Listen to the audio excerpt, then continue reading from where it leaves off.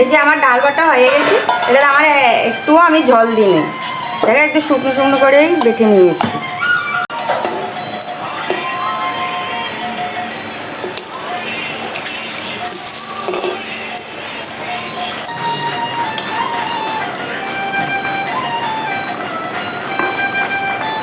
নমস্কার বন্ধুরা, আপনারা কেমন আছেন? আপনাদেরকে কোনি জমা রান্নাবান্নায় স্বাগত। আজ একটা নিরামিষ রেসিপি রান্না করে দেখাবো। মুগ ডালের বড়া দিয়ে ওলের তরকারি। এই যে এটা ওল, এদিক দিয়ে দেখলে তাহলে চিনে যাবে এটা ওল। আমি ওলটা কেটে সিদ্ধতে বসাবো, ও ততক্ষণে মুগ ডালের বড়ার জন্য ডালটা বেটে নেবে। মুগ ডালটা আগে ওলটা আগে সিদ্ধ করতে হয়।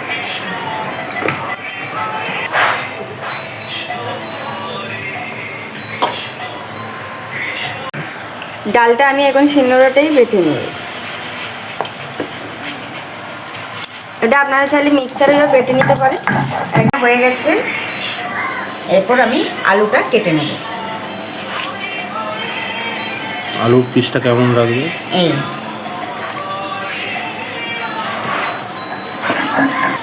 এখন আমার যে ওল আর আলুটা কাটা হয়ে গেছে, এখন আমি ওলটা সিদ্ধ বসাবো। এটা ভোগের রান্নার মতো নিরামিষ এই রান্নাটা হবে। আমরা ঠাকুরকে ভোগ দিলে যেভাবে নিরামিষ রান্নাটা করি, সেইভাবেই ভোগের রান্নাটা হবে। নিরামিষ রান্নাটা এই যে আমার ডাল বাটা হয়ে গেছে, এটা আমার একটুও আমি জল দিই, দেখে একটু শুকনো শুকনো করেই বেটে নিয়েছি। দেখুন আমি কিন্তু জল দড়ি না।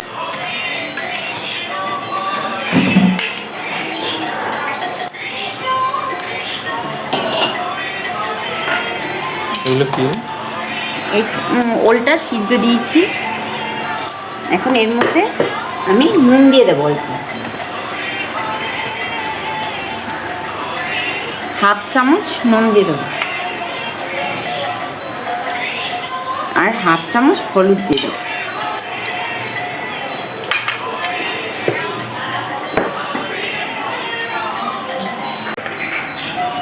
সে মুগ ডালের বড়া দিয়ে ওলের তরকারি রান্না করতে মশলা লাগছে। এখানে আছে সে হলুদ, গরম মশলার গুঁড়ো, গোটা জিরে, ধনে, কচুরি মেথি, সাদা তিল, পোস্ত, নুন, চিনি, আদা, কাঁচা লঙ্কা, গোটা গরম মশলা, তেজপাতা, গোটা শুকনো লঙ্কা, আদা কাঁচা পাকা লঙ্কা, কালো জিরে, হিং, খাওয়ার সোডা, আর অবশ্যই সর্ষের তেল। এখানে কাঁচা লঙ্কা কিছুটা আমি বড়াতে দেওয়ার জন্য কুচিয়ে নেব, কুচিয়ে বড়ার মধ্যে দেওয়া হবে।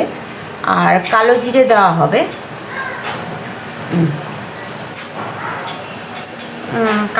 অল্প কালো জিরে দেওয়া হলো। আর এর মধ্যে নুন দেওয়া হবে, হাফ চামচ নুন, হাফ চামচ চিনি, আর হাফ চামচ খাওয়ার সোডা, আর অল্প একটু হিং। আর এর মধ্যে আমাদা কুচিয়ে দেওয়া হবে। এই যে আমাদাটা কুচিয়ে দেবো, কুচিয়ে আর কাঁচা লঙ্কা কুচিয়ে দেবো, দিয়ে তারপরে এটা আমি ভালো করে ফেটাবো। সবার লাস্টে এক চামচ সাদা তিল। সাদা তিলটা দেওয়াতে কি? সাদা তিলটা দেওয়াতে বড়াটা যখন মুখে কামড় করবে তখন খুব সুন্দর একটা গন্ধ আসবে। তিলটা যেহেতু তেলে ভাজা হবে, খেতেও ভালো লাগবে। এবার এটা আমি ভালো করে ফেটাবো। দেখুন এরকম, এই দেখেন আমার ফেটানো হয়ে গেছে, দেখেছেন? দেখুন এবার এটা ফুলতে থাকবে, যেহেতু আমি এখানে খাওয়ার ছোটা দিয়েছি ওই জন্য। দেখ কী সুন্দর একটা ফ্লেভার আসছে, আমাদা হিং, এটা ভালোই গন্ধ আসছে এটার থেকে।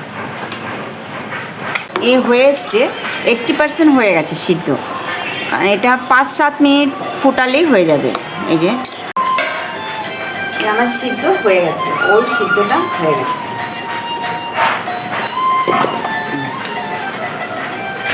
মশলাটা আমি বেটে নেব। এখানে আছে আদা আর আমাদা দিলে তরকারিটা তো ভালো একটা খেতে লাগবে, ভালো একটা গন্ধ আসবে আর ভালো খেতেও লাগবে। আদা কড়াই গরম হয়ে গেছে, এখন আমি সর্ষের তেলটা দিয়ে দেবো। আমি তেলটা গরম হলেই তেলের মধ্যে বড়াটা ভেজে নেব।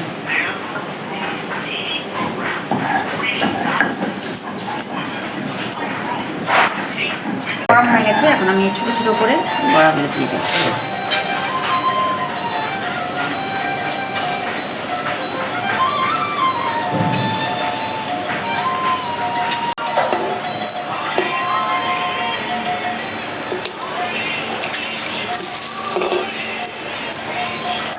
আদা আমার বাটা হয়ে গেছে। আমি কিন্তু এখানে জল ব্যবহার করিনি। এখন আমি 1.5 চামচের মতো, এই যে 1.5 চামচের মতো গোটা জিরে নিয়েছি। গোটা জিরে আর গোটা ধনেটা একসাথেই বেটে নেব। আর 1.5 চামচের থেকে একটু হাফ ধনে নিয়েছি, এটা আমি এখন বেটে নেব।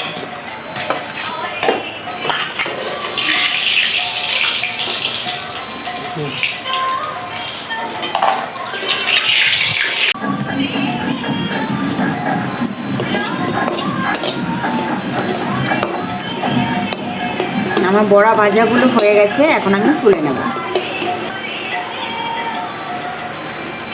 তেলটা ঝরিয়ে আমি বড়াগুলো তুলে নেব।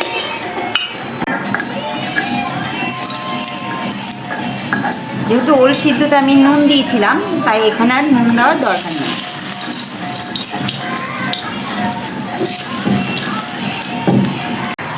এই যে আমার গোটা জিরে আর গোটা ধনে বাটা হয়ে গেছে, তুলে নিচ্ছি। হালকা একটু জল দিয়েই বেটেছি। গোটা জিরে গোটা ধনে আর তো শিলনোড়াতে জল ছাড়া বাটা যাবে না, ওই জন্য একটু জল দিয়েই বেটেছি।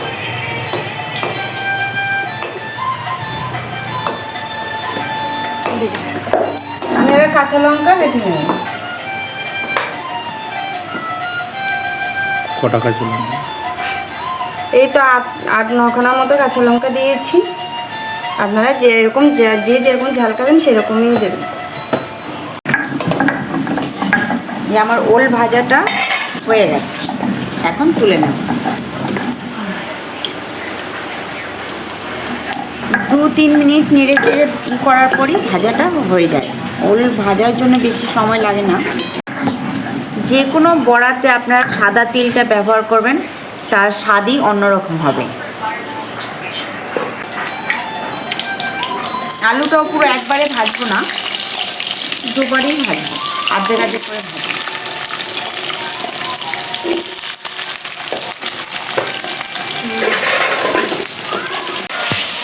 আপনাদের কাছে একটাই অনুরোধ রইল, ভিডিওটা কেটে কেটে দেখবেন না। ভিতরে অনেক ছোটো ছোটো টিপস থাকবে, যেগুলো আপনারা মিস করে যাবেন যদি কেটে কেটে দেখেন। আমার কাঁচা লঙ্কা বাটা হয়ে গেল, এবার আমি কাঁচা লঙ্কাটা তুলে নিই।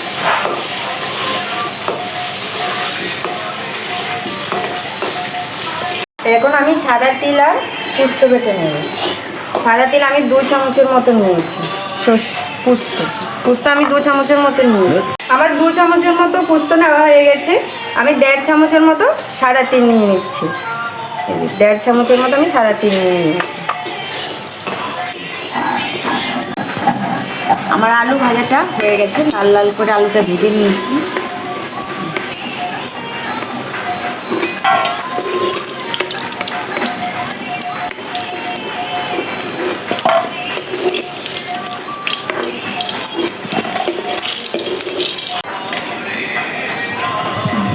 প্রথমেই যেই তেলটা দিয়েছিলাম, সেই তেলে বড়া, ওল, আলু ভাজার পর যেই তেলটা রয়েছে, সেই তেলে আমি এখন গোটা মশলাগুলি দিয়ে দেবো।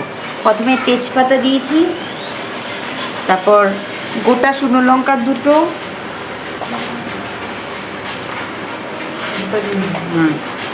তারপর সে গোটা গরম মশলা দেব, গোটা গরম মশলা, 2টো লবঙ্গ, 2টো এলাচ আর অল্প গোটা জিরে।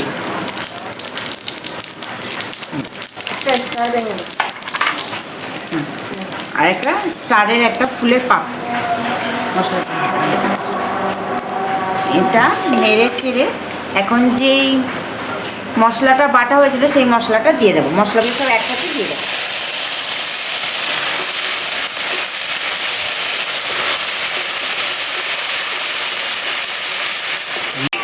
সাদা তেল আর আমার পোস্ত বাটা হয়ে গেছে, এটা আমি তুলে নিচ্ছি। 2 চামচ সাদা তেল দিয়েছি, 2 চামচ আমি পোস্ত দিয়েছি। এখন মশলাটা যেহেতু কষাচ্ছি এর মধ্যে আমি একটু হিং দিয়ে দেবো।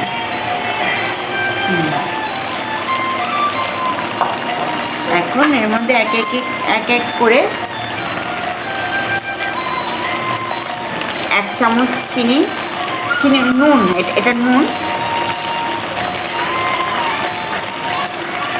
এটা 2 2 চামচ চামচ আড়াই চামচ চিনি দিলাম। তারপর এখানে হলুদ গুঁড়ো 1 চামচ, হাফ হাফ করে দুবার দিয়েছি।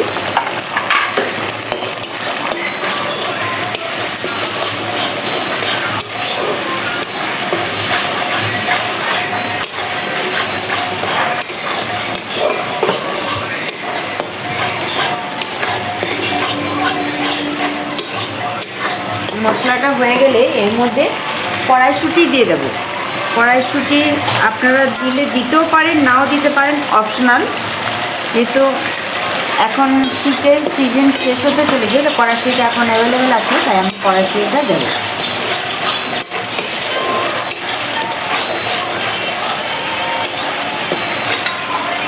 মশলাটা তেল ছেড়ে দিয়েছে, তাই আমি কড়াইশুঁটিটা এখন দিয়ে দেবো। স্টোর করাও কড়াইশুঁটি কিন্তু পাওয়া যায় এখন। মশলা থেকে আমার তেল ছেড়ে দিয়েছে, এখন তিল আর পোস্ত বাটাটা মশলার মধ্যে অ্যাড করব।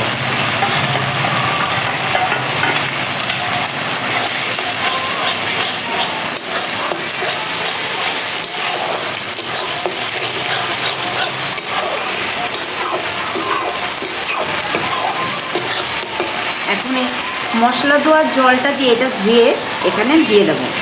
অল্প অল্প করে দেবো, পুরোটা একবারে দেবো না।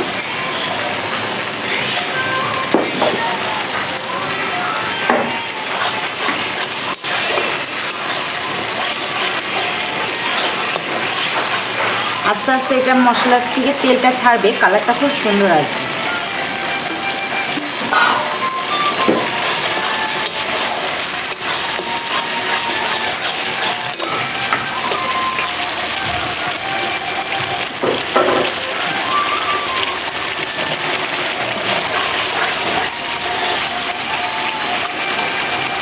সুন্দর গন্ধটা, গন্ধটা খুব সুন্দর বেরোচ্ছে। পুরো ভোগের ঠাকুরের ভোগ রান্না করলে যেরকম সুন্দর একটা গন্ধ বেরোয়, সেরকম সুন্দর একটা গন্ধ বেরোয়।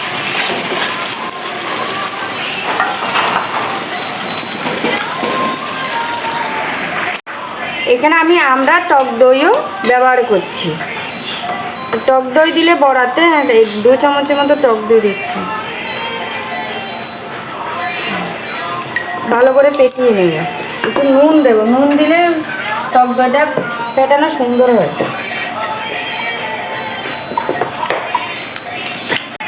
এদিকে আমার ফাটানো হয়ে গেছে, কি সুন্দর ফেটেছে দেখুন, ঠিক আছে। যেহেতু একটু নুন দিয়েছি, নুন দিলেই ভালো টক দইটা ফাটানো হয়। এখন তরকারি মশলাটা কষানো হয়ে গেছে, তেল ছেড়ে দিচ্ছে। এখন আমি টক দই ফাটানো টক দইটা দিয়ে দেবো।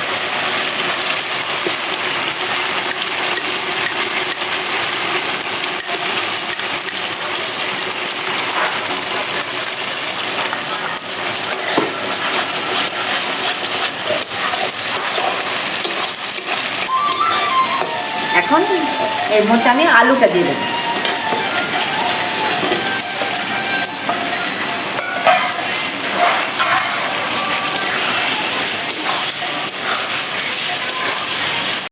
দইটার মধ্যে অল্প একটু গরম জল দেবো।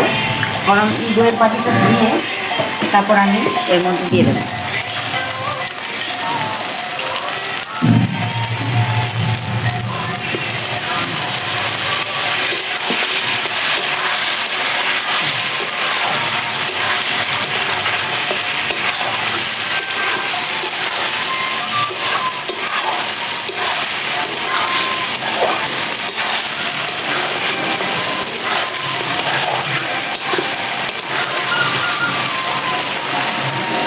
আলুটা কষানো হয়ে এসছে, মশলা থেকে তেল ছেড়ে দিয়েছে। এখন আমি ভেজে রাখা ওলটা এর মধ্যে অ্যাড করব।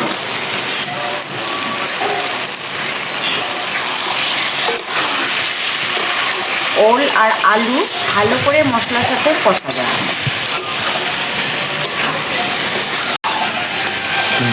আলু আর ওল থেকে মশলা দিয়ে তেলটা ছেড়ে দিয়েছি, মশলাটা কষানো হয়ে গেছে।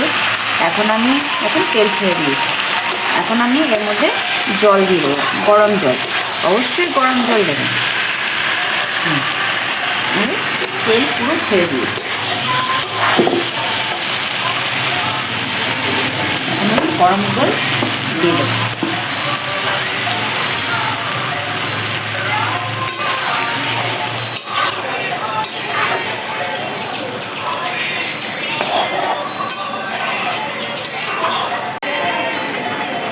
জলটা একটু বেশি দেবো, কারণ যেহেতু বড়া পড়বে, বড়াতে পুরো জলটা টেনে নেবে, নয় একটু বেশি না দিলে।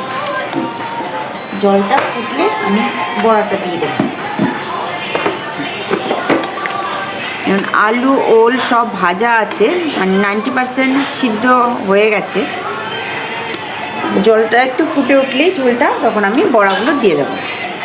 একটু ঢেকে দেবো। এখন ঢাকাটা খুলে দেখে নিই। এই জলটা আমার হয়ে গেছে, ফুটে উঠেছে আলুগুলো। এখন বড়াটা দিয়ে দেবো।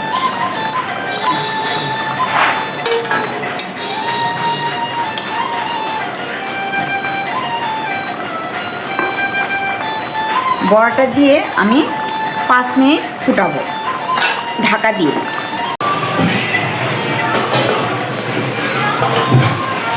পুরো 5 মিনিট হয়নি, 3 মিনিট হয়েছে। আমার বড়াগুলো সিদ্ধ হয়ে গেছে। দেখুন ফুলে কি সুন্দর বড় বড় হয়ে গেছে বড়াগুলো। করে ঝুলে এরকম বড়াগুলো খুন্তি দিয়ে চাপ দিয়েই ভাঙা যাচ্ছে।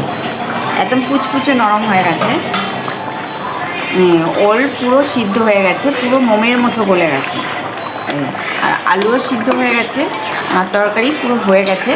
এখন আমি ঘি গরম মশলা দিয়ে করে দেবো। প্রথমে ঘি দেব।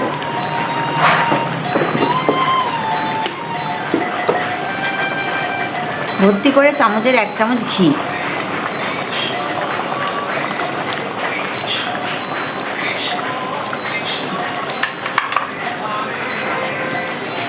ঘিটা দিয়ে একটু নেড়ে দিয়ে তারপর গরম মশলার গুঁড়ো দিয়ে দেবো।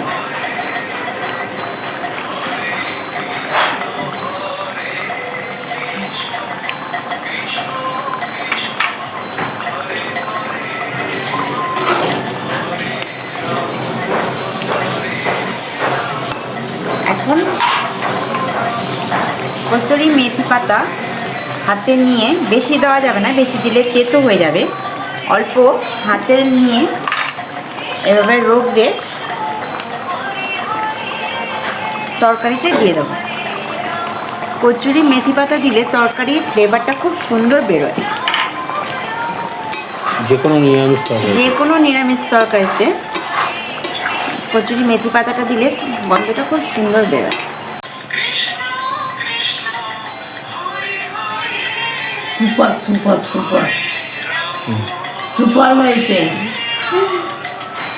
নমস্কার বন্ধুরা, আজকের এই রেসিপিটি যদি আপনাদের ভালো লেগে থাকে অবশ্যই কমেন্ট করে জানাবেন। আপনারা সবসময় সুস্থ থাকুন, ভালো থাকুন, আমাদের সাথে জুড়ে থাকুন। নমস্কার, আজকের এই রেসিপিটি এখানেই শেষ করব। টাটা।